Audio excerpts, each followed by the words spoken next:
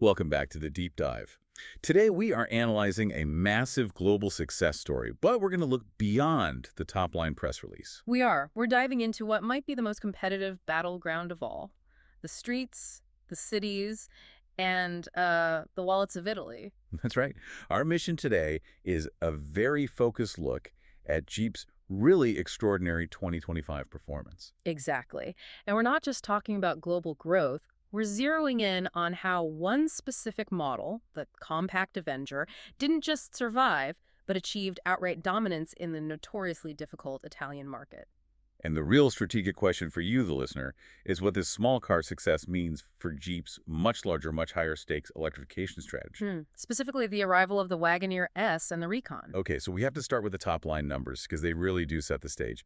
Jeep closed 2025 with global sales over 1 million units. Which is a massive benchmark for the brand. It is.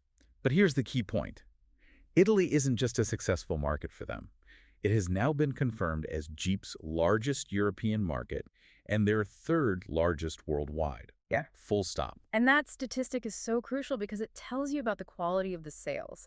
You know, if we look at consumer behavior, Italian buyers scrutinize their vehicle choices. With extreme precision. Like an accountant, we're talking price, long-term running costs, and critically, parking dimensions. They are incredibly pragmatic. So you're not going to win that market with just hype or flashy ads. No way. Winning in Italy requires practical, almost mathematical solutions. You need a car that solves genuine daily, urban, and frankly, fiscal challenges. Okay, let's unpack this victory and get to the specific vehicle behind it all. The Jeep Avenger. A subcompact SUV, and it's important to note it was actually designed in Turin, so it had that local sensitivity from the very start. And the results it's delivered are, they're far beyond its modest size. It surpassed 230,000 units sold since its launch. That is the kind of volume that really moves the corporate needle. And when we drill down into Italy specifically, the dominance is just startling. The Avenger was the best-selling SUV in the entire country for 2 straight years. 2024 and 2025, back to back. But here's the stat that really jumped out at our sources. It finished third overall, not third in its class. Third in Italy's entire passenger vehicle market. Think about that for a second. That means this little SUV outperformed a huge number of conventional sedans, hatchbacks, high-volume city cars. Everything. To finish on the podium of the entire Italian market, it's an extraordinary achievement for a vehicle like this. Now, what's fascinating is how it controlled its specific niche. And we should probably define that for our listeners. Right. We're talking about the BSUV segment. Right. The hyper-competitive, compact, urban SUV class. These are vehicles small enough for city life, but they give you that rugged feel and the high driving position of an SUV. In competition in that space, it rarely sleeps. It never sleeps. And if you look at the raw data, the Avenger captured over 5.5% of Italy's entire SUV market. This is impressive. But the BSUV segment itself is where the story is. That's where it gets wild. The Avenger took nearly 11% share of that specific segment. So for every 10 compact SUVs sold in Italy, more than one of them was a Jeep Avenger. That is quantifiable dominance. And crucially, this success wasn't just driven by the, let's say, budget-friendly gasoline models. This is where the story gets really compelling from a strategic view. Exactly. I mean, Italy is still warming up to full electrification. There's a lot of charging anxiety, range concerns. Sure. But the Avenger still performed exceptionally well. The electric model ranked second among all electric BSUVs, holding a 15.4% share of that segment. So what does that tell you? It shows that comfort with EVs is growing, but it needs to be wrapped in a package that feels familiar, compact, and practical. It can't feel like some radical science project. And this success in Italy, it seems to have a stabilizing effect for Jeep inside the larger Stellantis group. Oh, absolutely. It confirms Jeep as a critical pillar, and you see that stability translating into huge growth elsewhere in Europe, too. Right, I saw the numbers. Portugal up 42%, Austria up 35%, the UK plus 21%. Poland plus 16%.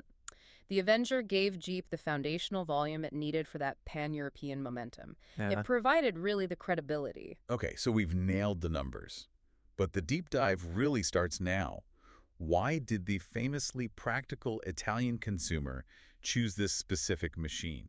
It all boils down to respecting the infrastructure, and it starts, unequivocally, with size. Because oversized cars are a genuine liability in Italian cities. A huge one. You're navigating narrow streets, dense historical centers, ancient garages. The Avenger stayed perfectly compact. It's only about 161 inches long. And just to put that in perspective for you, that's actually shorter than many conventional hatchbacks. Precisely. That tiny footprint directly reduces what you could call parking stress. It lets you maneuver and park without drama. The vehicle is built for the daily knife fight of Italian city driving. So size matters, and of course so does the bottom line. Absolutely. Pricing discipline was non-negotiable. Jeep kept the pricing really grounded. What was the range? Converted roughly to US dollars, it's somewhere between $26,000 for an entry-level model up to about $41,000 for the really high-spec trims. So that spread covers a lot of different buyers. It covers first-time buyers, small families, fleet sales, everyone. The market always rewards predictable ownership costs over, aggressive styling or technological flash. This must have required a huge brand shift, though. Jeep is the brand of the Wrangler, of serious off-roading, not small city cars. And that's the core insight here. The Avenger successfully shifted Jeep's brand perception in Italy from an adventurous accessory, something you buy just for the image, to an everyday tool. An appliance, almost. A well-built appliance for execution. The upright driving position, the short overhangs, the robust build. It just fits real-world needs. But they didn't completely ditch the adventure heritage, which is a key part of the DNA. This is where the marketing gets pretty smart. It's exceptionally smart. They brought in these specialty trims, like the Avenger 4x's the North Face edition, only build about 4,800 of them. And that blends the rugged image with real-world capability. Correct. It uses the electrified 4iC all-wheel drive, giving it real substance beyond just being a small city runabout. So it helps it stand out against rivals like the Peugeot 2008 or the VW T-Cross. Right, which often just stick to front-wheel drive. The Avenger offers the pragmatic size and price, plus the option for genuine all-weather capability, which validates its claim to the Jeep name. And underpinning all of this is the core strategy Jeep credited for this success: the freedom of choice philosophy. Which sounds like a marketing slogan, but it's much more than that. It means Jeep strategically avoided forcing a single narrative onto buyers, especially around electrification. They recognize that everyone's situation is different. Exactly. Infrastructure readiness, personal finances, how you use your car, it all varies. So they offered options and let the buyer decide. So what were the specific options on the Avenger? They covered the entire spectrum. You had the 100% electric BEV, perfect for dense cities, then the 48-volt mild hybrid automatic, the e-hybrid, which lowers fuel use without needing a plug. And for the traditionalists? For the most cost-sensitive drivers, or those who just prefer a traditional setup, they offered a gasoline manual. And finally, the 4MICE electrified all-wheel drive for that true Jeep capability. But is that genius? Or is it just hedging their bets? Doesn't offering so many options risk confusing the customer? It's a fair question, but in this specific market, the strategy minimizes the risk for the buyer, which is what matters most. It allows people to adopt new tech, like electrification, without feeling like they're being lectured or forced into it. The sources show the EV version was accepted because it felt safe, not like a science project. It was just another normal, functional option in the lineup. And you can see how that balance paid off when you look at the competition. For sure. Rivals specialize too narrowly. The Fiat 600e is EV only. The VW T-Cross is gas only. Italian buyers rewarded Jeep's balance and adaptability. The Avenger just refused to specialize to its detriment. Okay, so let's transition from the Avenger's success to Jeep's next chapter. Yeah. The brand is now focusing on higher-end, larger electric vehicles. This is where the strategic tension really begins. Right. Where do you go from here? The credibility and volume from the Avenger lets Jeep make a high-value return to the DSUV segment. The mid-size segment. Higher margins, more prestige. Exactly. And this return is being led by two new all-electric models, which are completely different beasts from the Avenger. Let's start with the first one, the Wagoneer S. The Wagoneer S is Jeep's interpretation of a luxury electric SUV.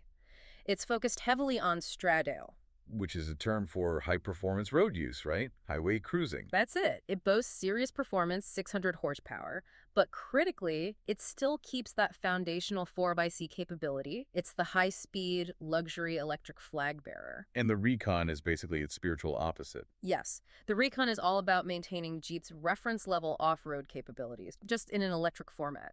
It's about zero-emission, open-air freedom, removable doors, serious suspension, the whole package. And in the middle of the lineup, we see momentum building with the new third-gen Compass. Another vehicle with deep Italian roots, designed in Italy, developed at Polacco, and produced in Melfi. It rides on the new STLA Medium platform. And that platform is key.